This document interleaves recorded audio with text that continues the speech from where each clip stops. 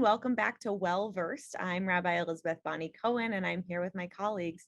Great to see you, Rabbi Hamilton and Rabbi Starr. Great to be with you. Hi. This week we are exploring Parshat Bo, where we get the last of the plagues. And one plague that's always struck me as a little bit of an outlier, I guess, from the others is the plague of darkness. You know, the others, we get locusts, we get boils, we get lice, we get all these kind of agitating pieces, and that feel very active and often involve like other creatures and things like that. But darkness seems almost so simple, yet is terrifying. It's ultimately, the plague that comes just before the death of the firstborn.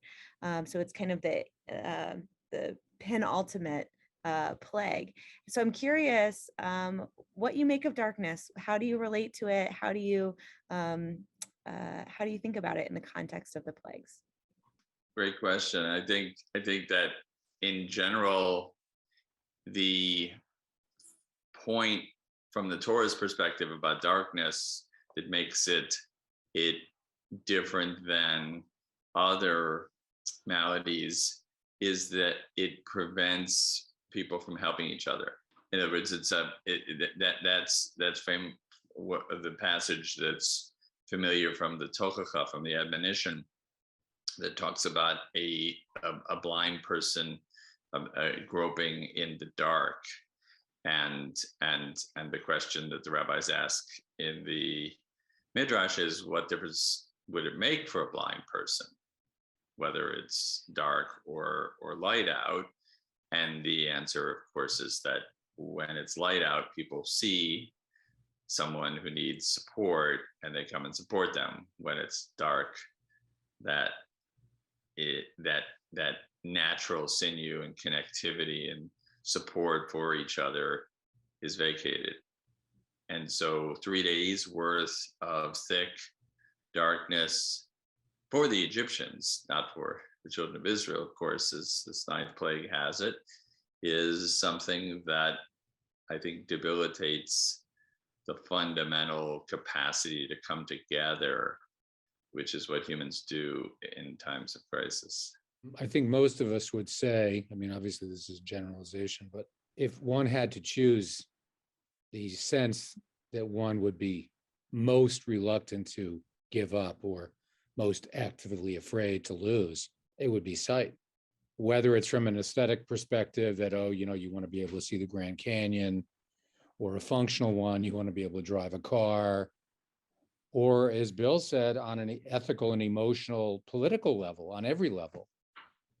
You just feel so alone when you're in the dark. I mean, there's something really suffocating about it. So you could argue that, well, that's a very funky, harsh way of God, teaching what in some ways is a super powerful lesson about the Torah in general, which is that any form of community that is without God and that sort of puts somebody like Paro in place of God is sort of false.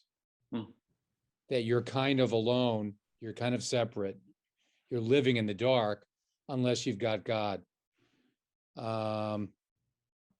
And, which obviously calls into question this question of, well, what does it mean to be enlightened? What does it mean to have, truth is light, and where does that come from? But yeah, I think in all those different ways to be unsighted. I mean, as I said offline, I still, after all these years, I'm still afraid of the dark. It just feels profoundly destabilizing. Also so poignant for this month of Shvat, where we're celebrating the trees and the growth of our natural world, even growth that we're not able to see that's happening under the surface, as we're getting snow on our empty limbs around Brookline.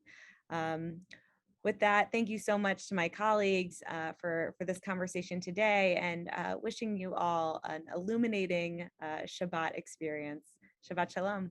Shabbat Shalom. Shabbat Shalom.